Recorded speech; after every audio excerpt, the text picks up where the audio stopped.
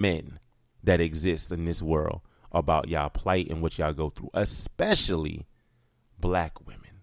Right. Because they the last in line. And I love the way they striving. They got beyond surviving. They striving and thriving right now. They're doing great as a whole. Mm-hmm. And as black men, we need to catch up. We discussed that on the podcast before. Mm-hmm. But what I will say is women get on my goddamn nerves sometimes. They get on my goddamn nerves sometimes, man. So when they call in to Kevin, right, is it the caliber of women that's calling in? Or is it the women that know they got shit going on? They just want a man to say it. No, it be both, because it be super bum chicks and apparently super rich chicks. Real talk, most of the videos I see, all the shorties is earning 6 figures and up. You know what I'm saying? So I'm like, well, but so let me show you. So this is what they running into. So they call in to say they can't find a man, period. That's what they say, right? Mm-hmm.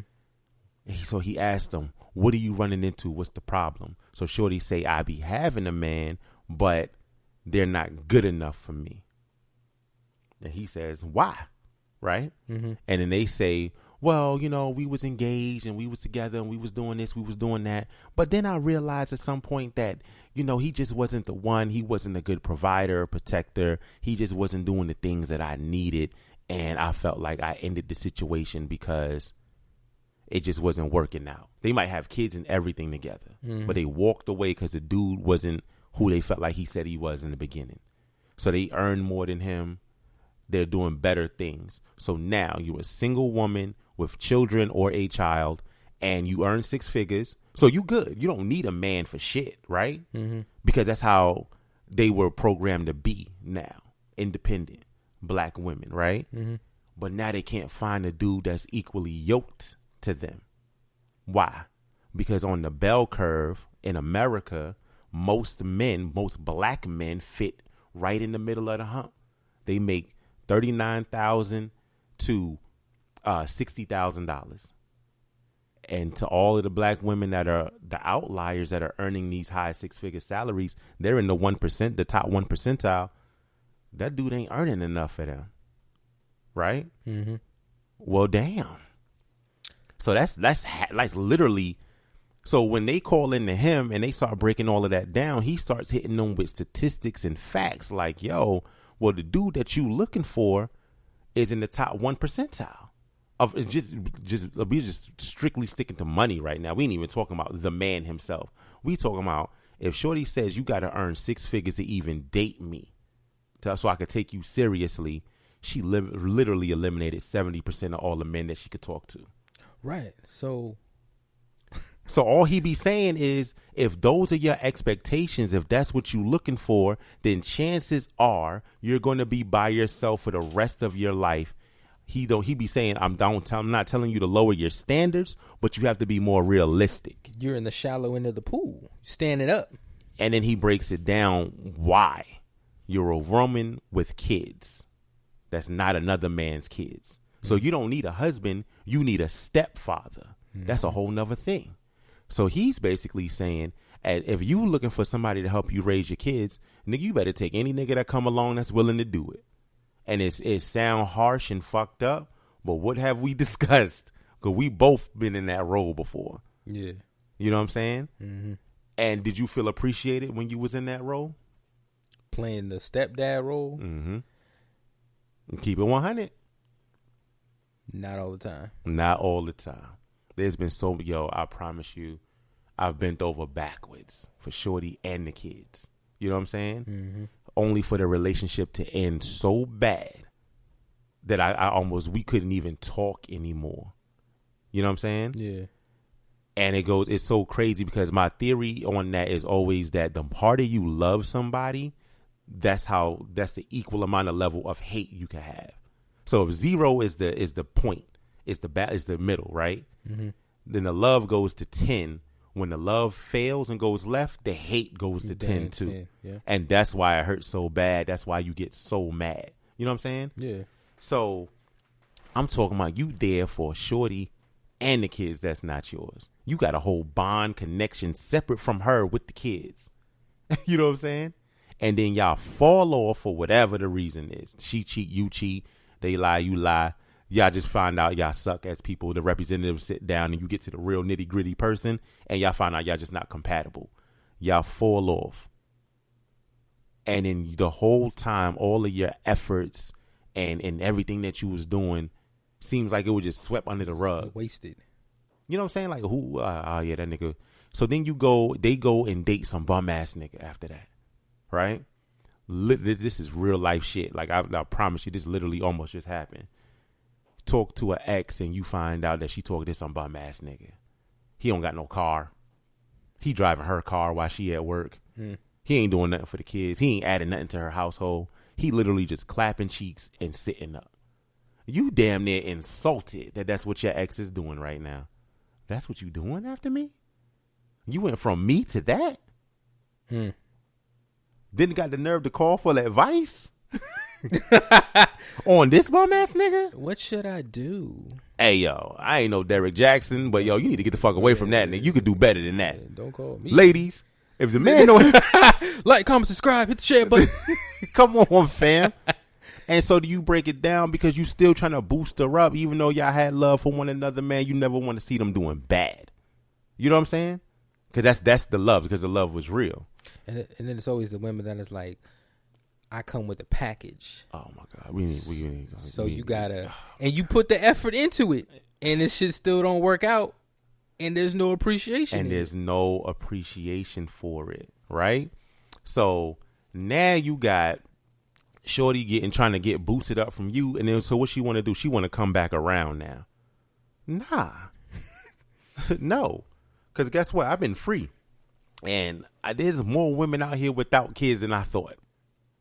You know what I'm saying? Yeah. Real talk. Back when in my 20s, I only started dating women with children because I felt like I'm shrinking my own dating pool by only focusing on shorties that don't have kids. That are single. I might be missing out on so many great women, and all because as soon as I see on a profile, I'm a package deal.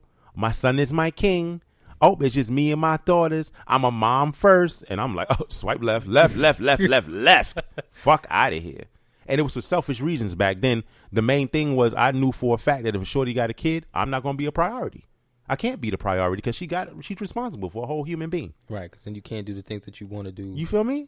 When I call her, oh, I got to do this. I can't get a babysitter. I can't do that. Oh, nah, fuck that. I need me a shorty that could get up and move when I move. It's kind of looked at as like a hindering. Like, yo, you kind of hindering. You Real talk. Throwing a little wrench in what I'm trying to do. In the whole situation, because the baby exists and the baby not mine, so I don't have a true bond with it. You don't have a full responsibility. You can have a shorty obligation to the child, right? Yeah. And so Kevin Samuels advises women that maybe you need to keep dealing with the man that does have the responsibility and the obligation to the child that they made. Maybe the issues that y'all have that split y'all up aren't that big, and if y'all come back together, you would do a lot better in life. That's the advice he be giving them. But what do all the women focus on? He said she fat. He said that she ugly and that she can't get no. Yo, that was hearing in there. You feel me? Yeah. And so y'all not hearing the shit he's telling them. And so then they say, well, I don't understand why the fuck they calling him anyway, because all he do is disrespect.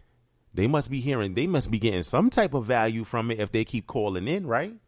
That's facts. He's not seeking them out and picking on them. They are paying him to be on that show. You got to pay him for him to pick up that Zoom call and talk to you. Facts. And take those L's. Mm-hmm. And I'm just hoping that the people that paid for it ain't wasting their money. They taking the advice and going with it. But all my man do is come through with the stats, the facts, and says, yo, listen to what I'm saying or be by yourself. Because the reason why I asked that is whether it's the caliber of women or not is because I've seen like the clip that we saw with the young shorty. Oh, the one that was like, yeah. My dad does everything. Mm-hmm. I'm still fucking with a hood booger up the street. Right. And he was like, what? Go get your own money. Exactly. Stop fucking with the hood booger. If you fucking with the hood booger, then leave your daddy money alone. Why? So take away the money. What you got? Nothing. Go. She saw it. She was with it. So she called in already knowing these problems. But you just wanted somebody else. So this man to tell you. I could have told her that all day. But I don't matter. Right. You know what I mean? You a nobody, fam. You don't want no advice. I'm not from a you. factor. I don't have like, comment, subscribe. You would, but think about all your homegirls though. You got women that's your friend for real, either whether they platonic or somebody you used to deal with that ask you for your male opinion. You give it to them. You keep it 100 because you don't got nothing to lose, right? No. Do they listen? Think about the percentage that they do. The high percentile. You know what I'm saying? Good percentage. So they hear you, but do they execute what you said? Not entirely. How many times have they came to you with the bullshit and you know, I hate that. I hate to hate on men. I promise you, anytime any of my homegirls come to me with a problem in a relationship, I'm helping to do that. I'm helping to do that.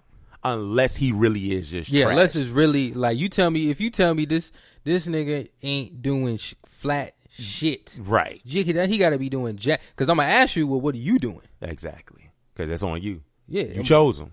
You picked them. You picked them. And you know, some of the women, they be bad as shit. They can have whoever they fucking want. But they choosing the losers. And then they project that loser onto the rest of the nigga, that's not us. Okay. That's not me. Shorty's praying to God for the good man, and God sends a good man, and you know what they do? Curve them and put them in the fucking friend zone. And I see these women post the quotes and shit about the good man and this, that, and the third, and which is fine. And they still talking about Derrick Jaxn. And they still fucking with the same niggas. Dumbass dudes. That they complaining about. And that's what I'm saying. So Kevin Samuel, so everybody calling in talking about the high value man that they want. But they don't even know what to do to have the high value man. Or God forbid, if they do meet him and they get close to him, what to do to keep him around. You know what I'm saying? And all he does is give advice on that.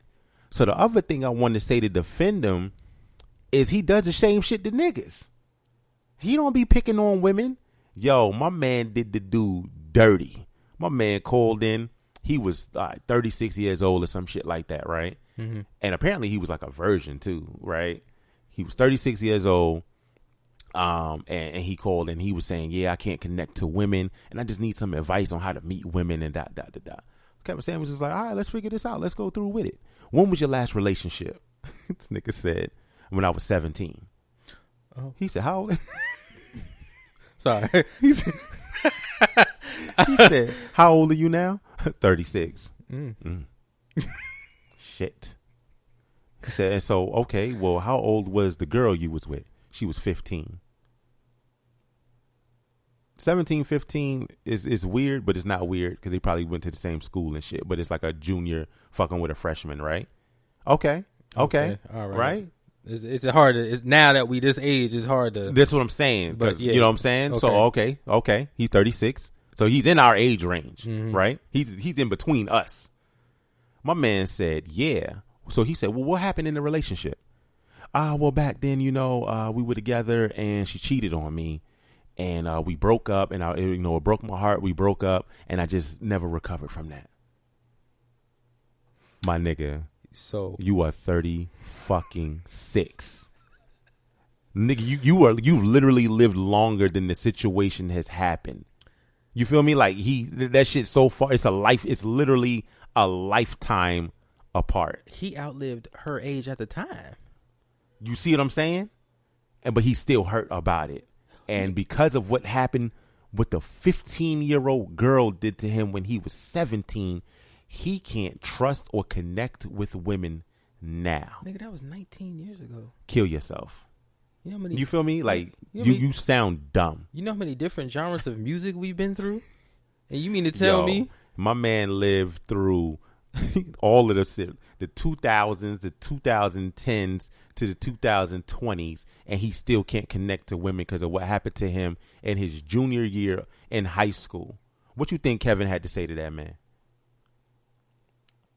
I couldn't imagine. He was like, all right, well, first off, you need to let that go. That is old. You haven't been with a woman since? Not even a prostitute? You got to get it together. He said, all right, let's go down the line on you. He said, we know you 36. Where you working? How much you earn a year? I make 40,000. At 36? He said, oh, you underpaid. He said, what's your height? Oh, I'm 5'5". You're short. He said, how much do you weigh? He said, oh, it was something outrageous, like 250 pounds. Oh. He said, so you fat? He said, come on, man, you got to pick one struggle. you got three struggles.